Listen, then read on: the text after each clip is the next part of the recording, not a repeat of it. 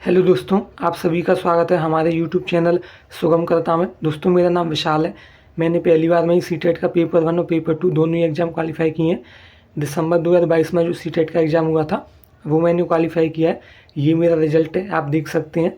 जो पेपर 1 है उसमें मेरे 150 में से 117 मार्क्स हैं और जो पेपर 2 है उसमें मेरे 150 में से 102 मार्क्स हैं, जैसा कि आप यहाँ पर देख सकते हैं। दोस्तों, अगर आपने अभी तक हमारे चैनल को सब्सक्राइब नहीं किया है तो इस वीडियो के नीचे इस तरह का सब्सक्राइब का बटन आ रहा होगा, इस पर आपको दबाना है। और जब आप इस सब्सक्राइब के बटन को दबाएंगे तो इस तरह की घंटी बन करके आएगी, इस घंटी को आपको दबाना है। और जब आप इस घंटी को दबा देंगे तो इस तरह के कुछ ऑप्शंस आएंगे जिनमें से आपको ऑल पर दबा करके रखना है। इससे ये होगा दोस्तों, जब भी हम कोई नई वीडियो डालेंगे तो आपको नोटिफिकेशन मिल जाएगा। दोस्तों, अगर मैं आपको अपने बारे में बताऊँ तो मैंने एयरफोर्स का एयरमैन एग्ज़ाम क्वालिफाई किया है, रेलवे का लेवल 1 एग्ज़ाम क्वालिफाई किया है जिसे हम ग्रुप डी एग्ज़ाम भी कह देते हैं, और यूपी ट्रिपल एस सी का पीईटी एग्ज़ाम क्वालिफाई किया है। ये भी एक गवर्नमेंट एग्ज़ाम है और ये एग्ज़ाम उत्तर प्रदेश में होता है। और सीटेट का पेपर 1 और पेपर 2 दोनों ही मैंने पहली बार में ही क्वालिफाई किए हैं। दोस्तों, इस वीडियो में हम सीटेट के पेपर 1 के सीडीपी के क्वेश्चंस पढ़ने वाले हैं।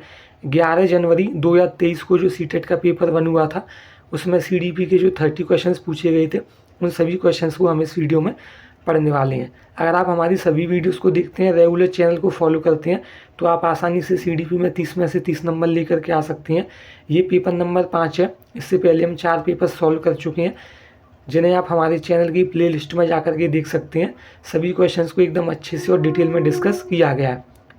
दोस्तों, जिन चीज़ों को पढ़कर मेरे पहली बार में ही सीटेट के एग्ज़ाम में 117 मार्क्स आए हैं उन सभी चीज़ों की तैयारी मैं आपको इस चैनल पर करवाऊँगा, जिससे पढ़कर आप भी आसानी से सीडीपी में पहली बार में ही 120 से ज़्यादा नंबर लेकर के आ सकते हैं। और दोस्तों, पॉजिटिव और नेगेटिव वर्ड्स की हेल्प से हम क्वेश्चंस के आंसर देने की कोशिश करेंगे। इससे ये होगा दोस्तों, अगर आपको क्वेश्चन समझ में ना आए, क्वेश्चन के ऑप्शन भी समझ में ना आए, तो भी आप क्वेश्चन का आंसर आसानी से दे सकते हैं। तो ये देख सकते हैं आप दोस्तों, ये पेपर सीटेट का पेपर 1 है और ये 11 जनवरी 2023 को हुआ था। ठीक है। और इस वीडियो में दोस्तों जो 30 क्वेश्चंस लिए गए ये सभी क्वेश्चंस 100% ओरिजिनल क्वेश्चंस हैं। ठीक है। अगर आपके पास जो हम सॉल्व करा चुके हैं जितने भी पेपर, किसी भी शिफ्ट की अगर रेस्पॉन्स सीट हो तो उससे आप क्वेश्चंस को मैच करके देख सकते हैं। आप पाएंगे कि सभी क्वेश्चन एकदम 100% ओरिजिनल क्वेश्चंस हैं और इनके जो आंसर हैं वो रिवाइज आंसर की से मैच किए हुए हैं। ठीक है दोस्तों, तो चलिए दोस्तों वीडियो को शुरू कर लेते हैं। पहला क्वेश्चन है, जैविकीय डैश योग्यताएं जैसे कि चलना डैश के माध्यम से हासिल हो सकता है। जैविकीय योग्यताएं जैसे कि लिखने के लिए डैश की आवश्यकता होती है। देखिए ऑप्शन नंबर 1 प्राथमिक। तो परिवेश के साथ आनंददायी अंतःक्रियाएं ये प्राथमिक होती हैं, तो बिल्कुल सही है। ठीक है। परिवेश के साथ जो हम आनंददायी परिवेश के साथ जो हम अंतःक्रियाएं करते हैं वे प्राथमिक रूप से होती हैं। द्वितीयक, तो स्पष्ट अनुदेशन। तो जो अनुदेशन देना होता है, ठीक है, जो बच्चों को अनुदेशन दिया जाता है, क्या वह द्वितीयक होता है? तो ये वाला वाक्य भी सही है। तो ऑप्शन नंबर 1 हमारा सही आंसर हो जाएगा। ठीक है। बाकी के सभी में गलत बातें बोली गई हैं दूसरे तीसरे और चौथे ऑप्शन में। तो ऑप्शन नंबर 1 हमारा सही आंसर होगा। परिवेश के साथ जो हम अंतःक्रियाएं करते हैं वो प्राथमिक होती हैं और जो स्पष्ट अनुदेशन यानी कि जो अनुदेशन दिए जाते हैं वे द्वितीयक होते हैं। तो ऑप्शन जो क्वेश्चन नंबर 1 है उसका आंसर हो जाएगा ऑप्शन नंबर 1। नेक्स्ट क्वेश्चन देखेंगे, विकास के संदर्भ में निम्नलिखित में से कौन सा कथन सही है? तो विकास पूर्ण रूप से केवल आनुवांशिकता का ही परिणाम है, तो ये वाला वाक्य गलत है। क्यों गलत है? केवल एक नेगेटिव वर्ड इसलिए गलत है। और जो विकास होता है वो केवल आनुवांशिकता का परिणाम नहीं होता, बल्कि विकास आनुवांशिकता और पर्यावरणीय कारण या फिर परिवेश से संबंधित कारण दोनों पर ही निर्भर करता है। ऑप्शन नंबर 2, विकास का क्रम विशिष्ट से सामान्य की ओर होता है, तो ये वाला वाक्य भी गलत है। विकास का जो क्रम होता है वो सामान्य से विशिष्ट की ओर होता है, ना कि विशिष्ट से सामान्य की ओर। ऑप्शन नंबर 3, विकास बाहर से केंद्र की ओर होता है, तो ये वाला वाक्य भी गलत है। विकास बाहर से केंद्र की तरफ नहीं होता, बल्कि केंद्र से बाहर की तरफ होता है। और जब बालक का विकास शरीर के केंद्र से बाहर की तरफ होता है तो इसे हम अधोगामी, समीप दूराभिमुखी या ऊर्ध्वगामी कहते हैं। और जब बालक का विकास सिर से पैर की तरफ होता है तो इसे हम शीर्षगामी विकास का सिद्धांत कहते हैं। ऑप्शन नंबर 4 देखिए, विकास सिर से पाँव की ओर बढ़ता है, तो ये वाला वाक्य बिल्कुल सही है। ठीक है। जो बालक का विकास होता है वह सिर से पाँव की तरफ चलता है और केंद्र से बाहर की तरफ भी चलता है, लेकिन ऑप्शन में केवल सिर से पाँव की तरफ दे रखा है, तो ऑप्शन नंबर 4 हमारा सही आंसर होगा। नेक्स्ट क्वेश्चन देखेंगे, प्राथमिक कक्षा के बच्चों के लिए निम्नलिखित में से कौन सा प्राथमिक समाजीकरण का कारक या फिर संस्था है। तो जो परिवार होता है वह समाजीकरण का प्राथमिक कारक होता है, ठीक है। परिवार और पास पड़ोस ये दोनों ही समाजीकरण के प्राथमिक कारक होते हैं, और इनके अलावा जितने भी ऑप्शन होते हैं जैसे सांस्कृतिक धारणाएं, धार्मिक संगठन, मुद्रित संचार माध्यम, मीडिया, धर्म, ठीक है, किताब कॉपियाँ, पत्र पत्रिकाएं, मैगजीन, ये सभी समाजीकरण के द्वितीय कारक होते हैं। तो क्वेश्चन में पूछा है प्राथमिक कारक, तो निकटस्थ परिवार हमारा आंसर हो जाएगा। नेक्स्ट क्वेश्चन देखेंगे, जीन पियाजे के संज्ञानात्मक विकास के सिद्धांत के अनुसार बच्चे किस अवस्था में चिंतन को मानसिक रूप से प्रतिवर्तित करते हैं। ठीक है, यहाँ दे रखा है प्रतिवर्तित, तो आपको क्वेश्चन में कहीं पर भी ध्यान नहीं देना, केवल एक शब्द को पकड़ लेना है, वो है प्रतिवर्तित। तो बच्चे में चीज़ों को प्रतिवर्तित करने का जो गुण होता है वह मूर्त संक्रियात्मक अवस्था में आ जाता है। ठीक है, तो ऑप्शन नंबर 3 हमारा सही आंसर हो जाएगा। बच्चे के अंदर प्रतिवर्तित करने का गुण मूर्त संक्रियात्मक अवस्था में आ जाता है। और देखिए इसको आप याद कैसे रखेंगे, तो देखिए ये जो शब्द दे रखा है ना प्रतिवर्तित, इसमें 3 बार त आया है। ठीक है, त और त, तो मूर्त में भी देखिए त दे रखा है। ठीक है, मूर्त में भी क्या दे रखा है यहाँ पर त, तो इस तरह से आप इसको पहचान सकते हैं। और देखिए दोस्तों, अगर मान लीजिए जो मनोवैज्ञानिक थे जीन पियाजे, इन्होंने अपने संज्ञानात्मक विकास की 4 अवस्थाएं दी थी, जिनमें से पहली अवस्था थी संवेदी गामक अवस्था या संवेदी गत्यात्मक अवस्था, जो कि 0 से 2 वर्ष तक चलती है। दूसरी अवस्था थी पूर्व संक्रियात्मक अवस्था, जो कि 2 से 7 वर्ष तक चलती है। तीसरी अवस्था थी मूर्त संक्रियात्मक अवस्था, जो कि 7 से 11 वर्ष तक चलती है। और चौथी अवस्था थी औपचारिक संक्रियात्मक अवस्था, जो कि 11 से 15 वर्ष तक चलती है। और औपचारिक संक्रियात्मक अवस्था को हम अमूर्त संक्रियात्मक अवस्था भी कहते हैं। अगर मान लीजिए यहाँ पर औपचारिक की जगह पर अमूर्त लिखा हुआ आया था, तो फिर आप कहते हैं कि सर प्रतिवर्तित में 3 बार त दिया रखा है, तो अमूर्त में भी तो त दिया रखा है, तो हम अमूर्त पे भी तो आंसर टिक कर सकते हैं। तो दोस्तों ऐसा नहीं है, आपको थोड़ा बहुत याद रखना पड़ेगा कि मूर्त, ठीक है, मूर्त में दिया रखा है त, और यहाँ पर भी त, तो इस तरह से आपको थोड़ा याद रखना पड़ेगा। और ये जो मैंने आपको सारे पॉइंट बताए कि कौन सी अवस्था की समय अवधि कितने वर्ष तक की होती है, तो इनको भी आपको याद रखना है, क्योंकि वो क्वेश्चन घुमा फिरा करके पूछ लेता है। जैसे कि मान लीजिए आपसे पूछ लिया कि पूर्व संक्रियात्मक अवस्था की समय अवधि कितनी होती है, तो आपको अगर ये पॉइंट याद होंगे तो आप आसानी से बता देंगे कि 2 से 7 वर्ष। और ऐसे भी क्वेश्चन पूछ लेता है कि जीन पियाजे ने अपने संज्ञानात्मक विकास के सिद्धांत में कितनी अवस्थाओं के बारे में बताया, तो उन्होंने 4 अवस्थाओं के बारे में बताया है। नेक्स्ट क्वेश्चन देखेंगे, जीन पियाजे के अनुसार हमारे मौजूदा स्कीमा में अनुभवों को लगातार सम्मिलित करने की प्रक्रिया डैश कहलाती है। तो देखिए लगातार क्या किया जा रहा है, सम्मिलित किया जा रहा है। ठीक है, स्कीमा में नए ज्ञान को, नए अनुभवों को क्या किया जा रहा है, सम्मिलित किया जा रहा है, जोड़ा जा रहा है। तो देखिए दोस्तों, वर्तमान स्कीमा में यानी कि बच्चे का जो स्कीमा है, अगर उसमें नई जानकारी को जोड़ा जाता है या फिर सम्मिलित किया जाता है, दोनों शब्दों का एक ही अर्थ है, तो उसको हम समावेशन कहते हैं। ठीक है, क्या कहते हैं, उसको हम समावेशन कहते हैं। जब भी वर्तमान स्कीमा में नए ज्ञान को जोड़ा जाए या सम्मिलित किया जाए, तो उसको हम क्या कहते हैं, समावेशन। यानी कि बच्चे ने क्या किया, बच्चे ने नए ज्ञान को अपनी स्कीमा में समावेश कर लिया। ठीक है, समाहित कर लिया, समावेश कर लिया, तो उसको हम समावेशन कहते हैं। तो यही हमारा आंसर हो जाएगा ऑप्शन नंबर 1। बाकी के ऑप्शन मैं आपको समझा देता हूँ। ऑप्शन नंबर 2 देखिए, ये दे रखा है समायोजन। तो जब भी बच्चा अपने स्कीमा में परिवर्तन करे, संशोधन करे या बदलाव करे, ठीक है, तो इसको हम समायोजन कहते हैं। जब स्कीमा में परिवर्तन, संशोधन किया जाता है या बदलाव किया जाता है, तो उसको हम समायोजन कहते हैं। और जब नया ज्ञान स्कीमा में जोड़ा जाता है, तो उसको हम समावेशन कहते हैं। तो आपको समायोजन और समावेशन में बिल्कुल भी कंफ्यूज नहीं होना है। और देखिए आप याद कैसे रख सकते हैं, यहाँ दे रखा है, देखिए समायोजन का दे रखा है जन, तो जन का मतलब हो गया इंसान। ठीक है, जन का मतलब क्या हो गया, इंसान। और इंसान क्या करता है, इंसान समय के हिसाब से अपने आप में परिवर्तन करता है। ठीक है, जन का मतलब हो गया इंसान, और इंसान क्या करता है, समय के हिसाब से अपने आप में परिवर्तन करता है। तो इससे आप याद रख पाएंगे कि जब भी परिवर्तन किया जाए तो उसका आंसर हो जाएगा समायोजन, क्योंकि परिवर्तन कौन करता है, इंसान। इंसान का मतलब जन, तो जन मतलब समायोजन। तो ऑप्शन नंबर, तो इस वाले क्वेश्चन में पूछा गया था सम्मिलित करना, तो आंसर हो जाएगा ऑप्शन नंबर 1। नेक्स्ट क्वेश्चन देखेंगे, निम्नलिखित में से कौन सा सिद्धांत सीखने की प्रक्रिया में चर्चा और वाद विवाद को बहुत महत्व देता है। तो देखिए चर्चा और वाद विवाद को कौन सा सिद्धांत महत्व देता है, यह लेव वाइगोस्की का सामाजिक सांस्कृतिक का जो सिद्धांत है वह बच्चों में भाषा, सहयोग, ठीक है, आपस में मिलकर के कार्य करना, चर्चा करना, वाद विवाद करना, इन सभी चीज़ों को महत्व देता है। बाकी के ऑप्शन देखिए, ऑप्शन नंबर 1 दे रखा है B.F. स्किनर। तो B.F. स्किनर ने पुनर्बलन का सिद्धांत दिया था, ठीक है। लॉरेंस कोलबर्ग ने नैतिक विकास का सिद्धांत दिया था और B.F. स्किनर ने व्यवहारवाद का सिद्धांत भी दिया था।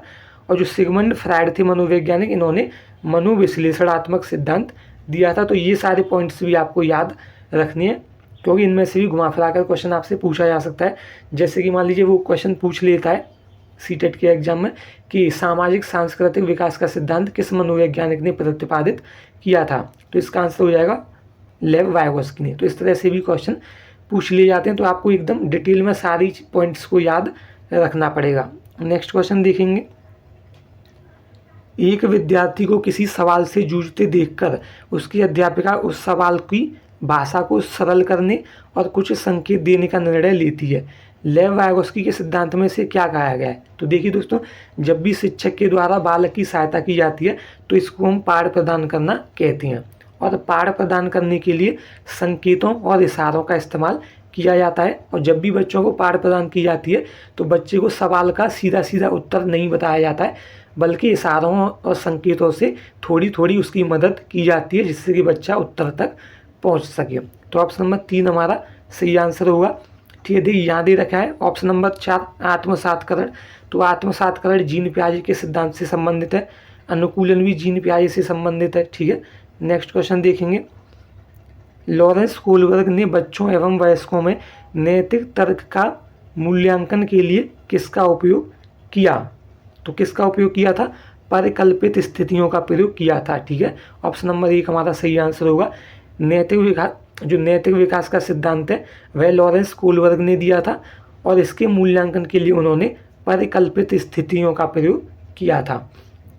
तो देखिए यहाँ दे रखा है कागज कलम आधारित परीक्षा, तो ये तो एक नेगेटिव वर्ड होता है। ठीक है, और रिपोर्ट कार्ड्स ये भी एक नेगेटिव वर्ड होता है, और चित्रकला का प्रयोग भी उन्होंने नहीं किया था। तो इस तरह से ऑप्शन नंबर 1 हमारा सही आंसर है। नेक्स्ट क्वेश्चन देखेंगे, रचनावाद का समर्थन करने वाले किसे महत्व देते हैं? तो बाल केंद्रित पाठ्यचर्चा को। तो ऑप्शन नंबर 1 हमारा बिल्कुल सही है।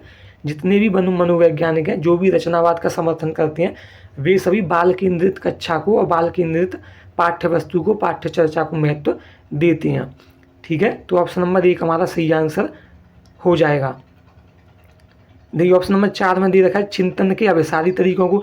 तो अभिसारी एक नेगेटिव वर्ड होता है, तो ये वाला वाक्य हो गया गलत। व्यक्तिगत भिन्नताओं को अनदेखा करना, तो हमें व्यक्तिगत भिन्नताओं को अनदेखा नहीं करना है बल्कि उनका सम्मान करना है। तो अनदेखा करना एक नेगेटिव वर्ड है, तो ये भी हो गया गलत। सांस्कृतिक रूप से अनुत्तरदायी शिक्षण शास्त्रीय प्रविधियों को। तो अनुत्तरदायी, तो ये भी गलत है। हमें सांस्कृतिक रूप से उत्तरदायी शिक्षण विधियों को महत्व देना है और व्यक्तिगत भिन्नताओं को महत्व देना है, और चिंतन के अपसारी तरीकों को अपनाना है, न कि अभिसारी। अभिसारी एक नेगेटिव वर्ड होता है और अपसारी एक पॉजिटिव वर्ड होता है। तो ऑप्शन नंबर 1 सही आंसर है। नेक्स्ट क्वेश्चन देखेंगे, बुद्धि लब्धि पद्धि परीक्षणों की आलोचना इसलिए की जाती है क्योंकि वे सांस्कृतिक विविधता को ध्यान में रखते हैं। ठीक है, तो ये तो सही वाक्य बोली गई है। ठीक है, ये वाला वाक्य सही है। बुद्धि को विभिन्न क्षमताओं के एक समूह के रूप में मानते हैं, ये भी सही है। परीक्षण निष्पादन पर पर्यावरणीय कारकों के प्रभाव को नज़रअंदाज करते हैं। तो नज़रअंदाज करना एक गलत बात होती है। नज़रअंदाज करने का अर्थ है किसी भी चीज़ को अनदेखा करना। तो अनदेखा करना, नज़रअंदाज करना एक गलत बात है, तो इसलिए ये वाला वाक्य गलत है। स्मृति, तर्क और मौखिक कौशलों के मापन में सामाजिक कारकों को ध्यान में रखते हैं, तो ये वाला वाक्य भी सही है। तो ऑप्शन नंबर 3 गलत है और सभी से अलग है, तो यही हमारा आंसर हो जाएगा। नेक्स्ट क्वेश्चन देखेंगे। दोस्तों आगे बढ़ने से पहले अगर आपने अभी तक हमारे चैनल को सब्सक्राइब नहीं किया तो इस वीडियो के नीचे इस तरह का सब्सक्राइब का बटन आ रहा होगा, इस पर आपको दबाना है। जब आप इस बटन पर दबाएंगे तो इस तरह की घंटी बन करके आएगी, इस घंटी पर आपको दबाना है। और जब आप इस घंटी को दबाएंगे तो इस तरह के कुछ ऑप्शंस आएंगे जिनमें से आपको ऑल पर दबा करके रखना है। इससे ये होगा दोस्तों, जब भी हम कोई नई वीडियो डालेंगे तो आपको नोटिफिकेशन मिल जाएगा। आगे बढ़ते हैं दोस्तों, भाषा और विचार के संदर्भ में निम्नलिखित में से कौन सा कथन सही है? तो जीन पियाजे ने प्रस्तावित किया है कि भाषा संज्ञान में सहायक होती है, तो ये वाला वाक्य गलत है। ठीक है, भाषा संज्ञान में सहायक होती है ऐसा लेव वाइगोस्की ने बोला है, ना कि जीन पियाजे ने। ऑप्शन नंबर 2, लेव वाइगोस्की ने प्रस्तावित किया है कि भाषा का चिंतन पर कोई प्रभाव नहीं होता है, तो ये वाला वाक्य भी गलत है। ठीक है, भाषा का चिंतन पर प्रभाव पड़ता है, जबकि ऑप्शन में मना किया गया है, तो ये ऑप्शन गलत है। ऑप्शन नंबर 3, जीन पियाजे ने प्रस्तावित किया है कि चिंतन करना भाषा को सीखने पर निर्भर करता है। जीन पियाजे ने प्रस्तावित किया है कि चिंतन करना भाषा को सीखने पर निर्भर करता है, तो इस ऑप्शन को भी छोड़ देते हैं। ऑप्शन नंबर 4 देखिए, लेव वाइगोस्की ने प्रस्तावित किया है कि भाषा चिंतन को सुसाधित करती है, तो ऑप्शन नंबर 4 हमारा बिल्कुल सही है। ठीक है, लेव वाइगोस्की ने कहा था कि पहले बच्चा भाषा सीखता है और फिर वो भाषा चिंतन को सुसाधित करती है, तो ऑप्शन नंबर 4 हमारा सही आंसर हो जाएगा। ठीक है, नेक्स्ट क्वेश्चन देखेंगे। जेंडर प्रमुख रूप से एक डैश निर्मित है, तो जो जेंडर होता है वो एक सामाजिक संरचना होती है, तो ऑप्शन नंबर 2 हमारा सही आंसर हो जाएगा। जेंडर प्रमुख रूप से एक सामाजिक निर्मित है, समाज के द्वारा निर्मित है, तो जेंडर क्या हो जाएगा, जेंडर एक सामाजिक संरचना हो जाएगी। ऑप्शन नंबर 1 देखिए दोस्तों, जहाँ दे रखा है जैविक, तो जो लिंग होता है, ठीक है, लिंग एक जैविक संरचना होती है, जबकि जेंडर एक सामाजिक संरचना होती है। तो महत्वपूर्ण क्वेश्चन है, इंपॉर्टेंट पॉइंट्स हैं, आपको याद रखनी है। क्वेश्चन पूछा जाता है कि ऑप्शन दे देगा आपको और पूछेगा कि इनमें से कौन सा लैंगिक, मतलब इनमें से कौन सा जैविक संरचना है और कौन सा सामाजिक संरचना है, तो इस तरह से आपको इन पॉइंट्स को याद रखना है। नेक्स्ट क्वेश्चन देखेंगे। अभिकथन ए, विविध सामाजिक आर्थिक पृष्ठभूमि वाले विद्यार्थियों की आवश्यकताओं को पूरा करने के लिए एक शिक्षक को मानकीकृत पाठ्यचर्चा अपनानी चाहिए, तो ये वाला वाक्य गलत है। क्यों, हमें मानकीकृत पाठ्यचर्चा नहीं अपनानी, बल्कि हमें लचीली पाठ्यचर्चा अपनानी है। तर्क आर, मानकीकृत पाठ्यचर्चा सभी प्रकार की व्यक्तिगत भिन्नताओं को ध्यान में रखती है, तो ये वाला वाक्य भी गलत है। जो मानकीकृत पाठ्यचर्चा होती है वह व्यक्तिगत भिन्नता को ध्यान में नहीं रखती है, तो ए और आर दोनों गलत है। ऑप्शन नंबर 4 हमारा सही आंसर होगा। नेक्स्ट क्वेश्चन देखेंगे। रचनात्मक आकलन सत्र के अंत में किया जाता है, तो ये वाला वाक्य गलत है। सत्र के अंत में जो आकलन किया जाता है उसे हम योगात्मक आकलन कहते हैं। ऑप्शन नंबर 2, केवल मानकीकृत परीक्षणों के माध्यम द्वारा किया जाता है, तो ये वाला वाक्य भी गलत है। यहाँ दे रखा है केवल और मानकीकृत, ये दोनों ही नेगेटिव वर्ड है, तो ये वाला वाक्य भी हो गया हमारा गलत। ऑप्शन नंबर 3, समूची शिक्षण अधिगम प्रक्रिया के दौरान किया जाता है, तो ये वाला वाक्य बिल्कुल सही है। जो रचनात्मक आकलन होता है वो बच्चे को पढ़ाई के दौरान ही किया जाता है, न कि सत्र के अंत में, वर्ष के अंत में। ऑप्शन नंबर 4, केवल एक विशिष्ट शिक्षक द्वारा किया जाता है, तो ये वाला वाक्य भी गलत है। क्यों, केवल भी एक नेगेटिव वर्ड है और विशिष्ट भी एक नेगेटिव वर्ड है, तो ऑप्शन नंबर 3 हमारा सही आंसर हो जाएगा। नेक्स्ट क्वेश्चन देखेंगे। निम्नलिखित में से कौन से उपागम के द्वारा विद्यार्थियों में समालोचनात्मक चिंतन को बढ़ावा देने की संभावना है, तो ऑप्शन नंबर 1, बंद अंत वाले तथ्य आधारित प्रश्न पूछना, तो बंद अंत वाले नेगेटिव वर्ड है, तो ये वाला वाक्य हो गया हमारा गलत।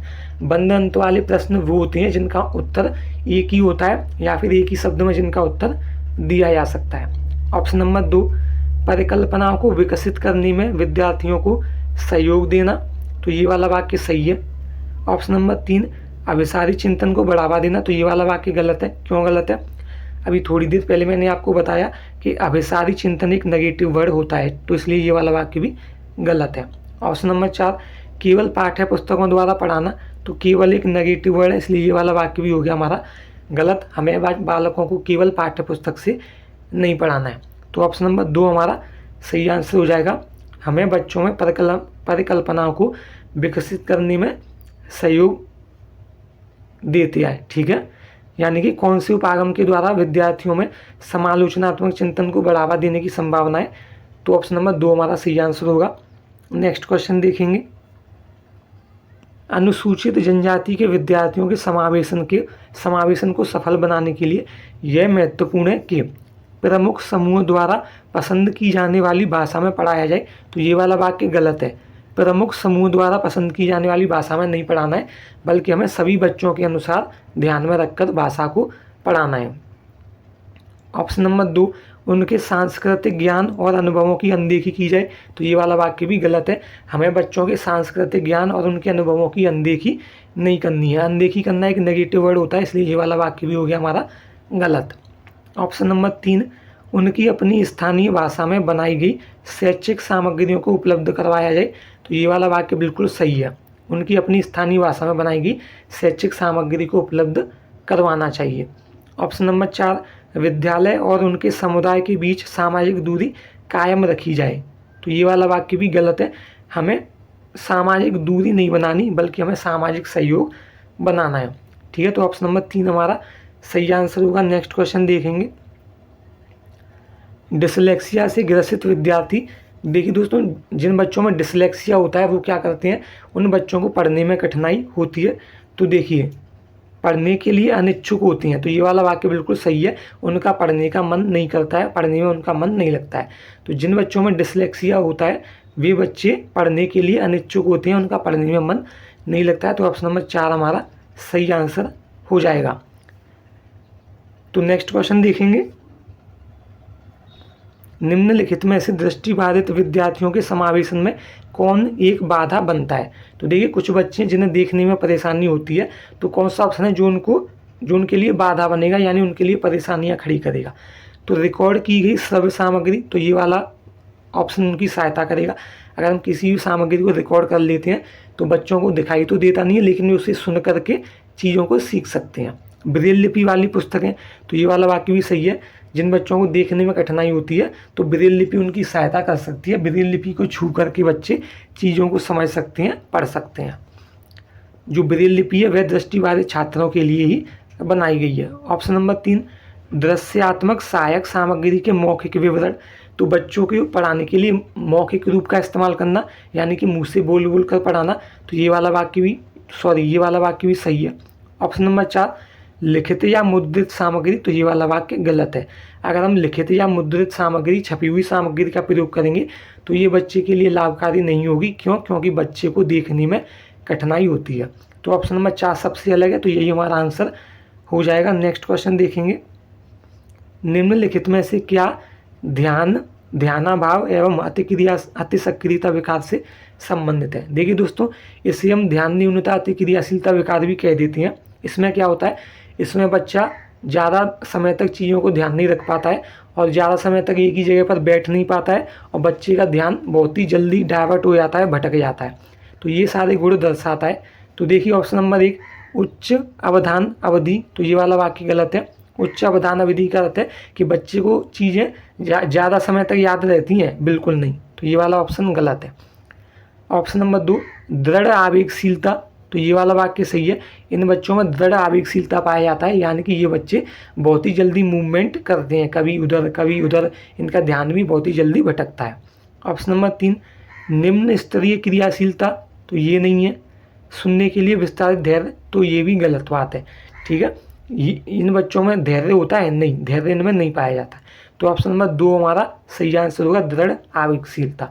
नेक्स्ट क्वेश्चन देखेंगे, प्रतिभाशाली बच्चों की एक प्रमुख विशेषता है उच्च स्तर की बौद्धिक क्षमता, बिल्कुल सही है।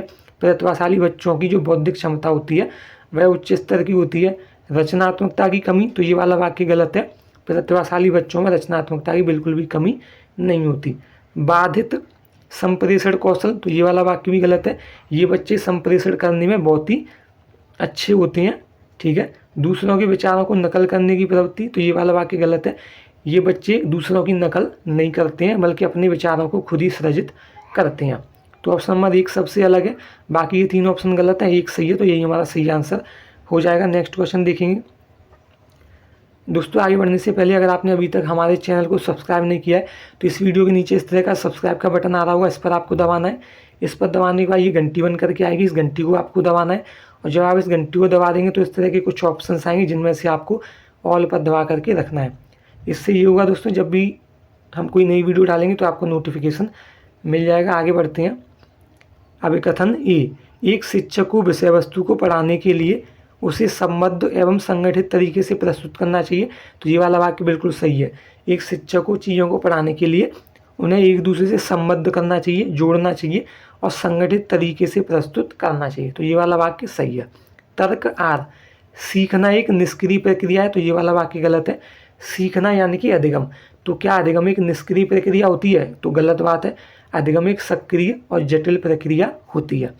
तो ए सही है लेकिन आर गलत है। तो ऑप्शन नंबर 3 हमारा सही आंसर हो जाएगा। नेक्स्ट क्वेश्चन देखेंगे। संज्ञान के समकालीन सिद्धांतों के अनुसार स्मृति निर्माण करने में सक्षम लेकिन विवेचना करने में असक्षम है, तो ये वाला वाक्य गलत है, क्योंकि निर्माण करने में सक्षम होती है लेकिन विवेचना करने में भी सक्षम होती है, जबकि यहाँ दे रखा है असक्षम। असक्षम एक नेगेटिव वर्ड है, तो ये वाक्य हो गया गलत। निर्माण एवं विवेचना करने दोनों में सक्षम है, तो ये वाला वाक्य सही है। स्मृति निर्माण करने और विवेचना करने दोनों में ही सक्षम होती है। ऑप्शन नंबर 3 विवेचना करने में सक्षम पर निर्माण करने में असक्षम है, तो असक्षम एक नेगेटिव वर्ड है, तो गलत हो गया। ऑप्शन नंबर 4 न तो निर्माण में और न ही विवेचना करने में सक्षम है, तो ये भी गलत है। स्मृति निर्माण और विवेचना दोनों ही कोई करने में सक्षम होती है, तो ऑप्शन नंबर 2 हमारा सही आंसर होगा। नेक्स्ट क्वेश्चन देखेंगे। विद्यार्थियों द्वारा ज्ञान के निर्माण को बढ़ावा देने के लिए एक विद्यालय को डैश शिक्षण शास्त्रीय प्रविधियों को बढ़ावा देना चाहिए, तो बाल केंद्रित, तो ऑप्शन नंबर 1 हमारा सही आंसर हो जाएगा। ठीक है, शिक्षार्थियों द्वारा ज्ञान के निर्माण को बढ़ावा देने के लिए एक विद्यालय को बाल केंद्रित शिक्षण विधियों का प्रयोग करना चाहिए। बाल केंद्रित एक पॉजिटिव वर्ड होता है, तो ये वाला वाक्य सही है। परीक्षा केंद्रित गलत बात है। शिक्षक केंद्रित नेगेटिव वर्ड है। पाठ्य पुस्तक केंद्रित नेगेटिव वर्ड है, तो ऑप्शन नंबर 1 हमारा सही आंसर होगा। नेक्स्ट क्वेश्चन देखेंगे। निम्नलिखित में से अधिगम दिशा निर्देशों के लिए कौन सा सार्वभौमिक अभिकल्प का हिस्सा नहीं है, तो देखिए सहभागिता के बहुविध साधन, तो सहभागिता पॉजिटिव वर्ड है, बहुविधि भी पॉजिटिव वर्ड है, तो ये वाक्य हो गया हमारा सही। भेदभाव के बहुविध तरीके, तो भेदभाव करना ही गलत बात है, तो ये ऑप्शन हो गया हमारा गलत। प्रतिनिधित्व के बहुविध साधन, तो ये वाला वाक्य भी सही है। हमें प्रतिनिधित्व करने के बहु साधनों यानी कि बहुत सारे साधनों का प्रयोग करना चाहिए, बहुविधिक। तो ऑप्शन नंबर 4 अभिव्यक्ति के बहुविध तरीके, तो हमें अभिव्यक्ति करने के लिए अलग अलग तरीके अपनाने चाहिए, बहुविध तरीके अपनाने चाहिए। तो पहला, तीसरा और चौथा ऑप्शन सही है, लेकिन दूसरा ऑप्शन नेगेटिव वर्ड है, तो जो ऑप्शन ये दूसरा ऑप्शन सबसे अलग है, तो यही हमारा आंसर हो जाएगा। नेक्स्ट क्वेश्चन देखेंगे।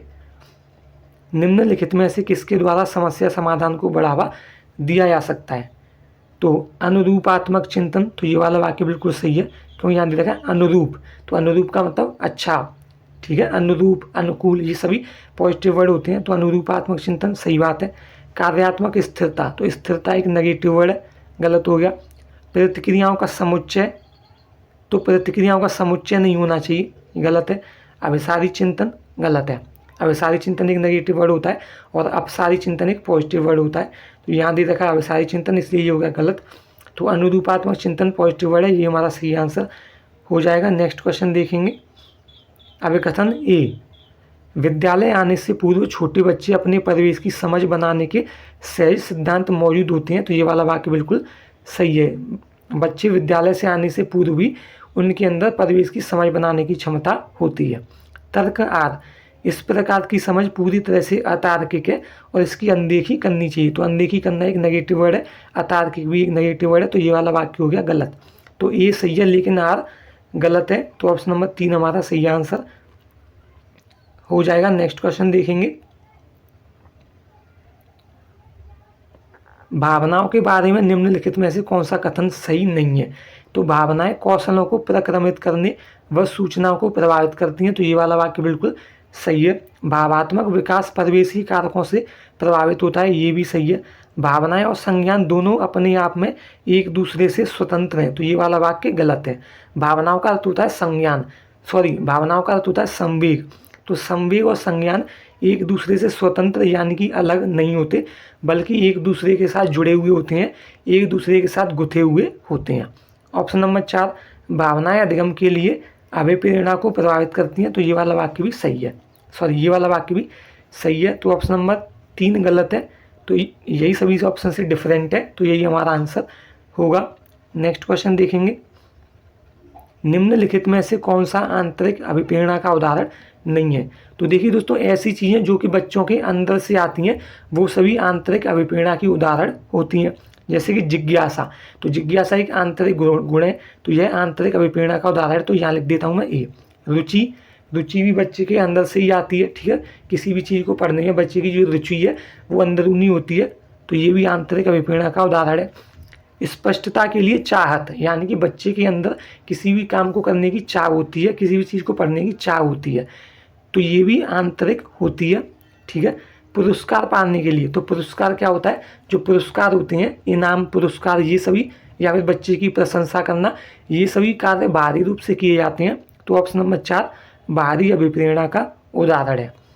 तो यही हमारा सही आंसर हो जाएगा। उसने पूछा कि आंतरिक अभिप्रेरणा का उदाहरण नहीं है, तो ऑप्शन नंबर 4 आंतरिक अभिप्रेरणा का उदाहरण नहीं है, बल्कि बाहरी अभिप्रेरणा का उदाहरण है, तो यही हमारा सही आंसर हो जाएगा। नेक्स्ट क्वेश्चन देखेंगे।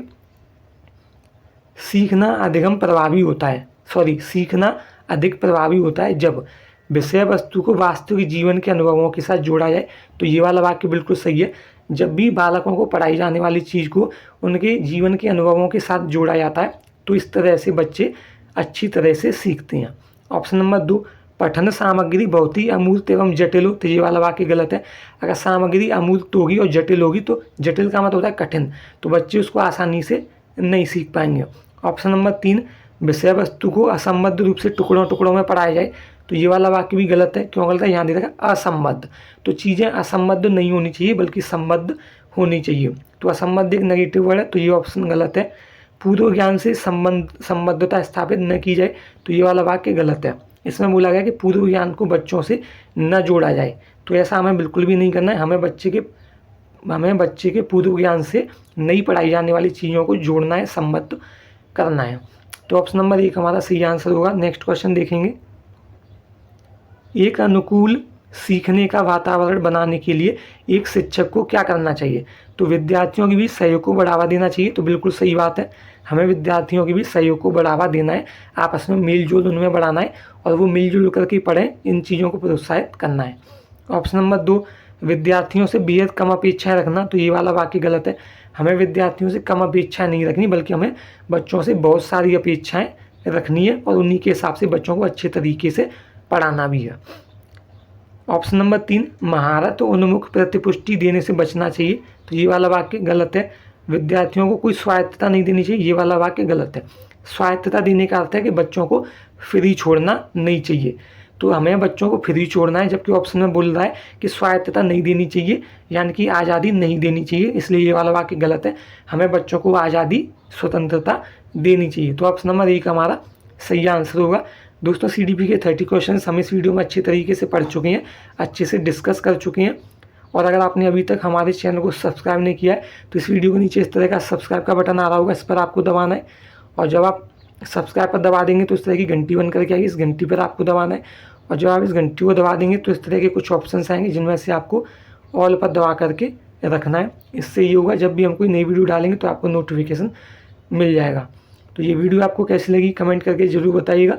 वीडियो अच्छी लगी हो तो वीडियो को लाइक कर दीजिए, अपने दोस्तों के साथ शेयर कर दीजिए, और कम से कम अपने एक दोस्त के चैनल को जरूर सब्सक्राइब कराएं। दोस्तों आपसे रिक्वेस्ट रहेगी। इस वीडियो को देखने के लिए आपका बहुत बहुत धन्यवाद। मिलते हैं अगली वीडियो में।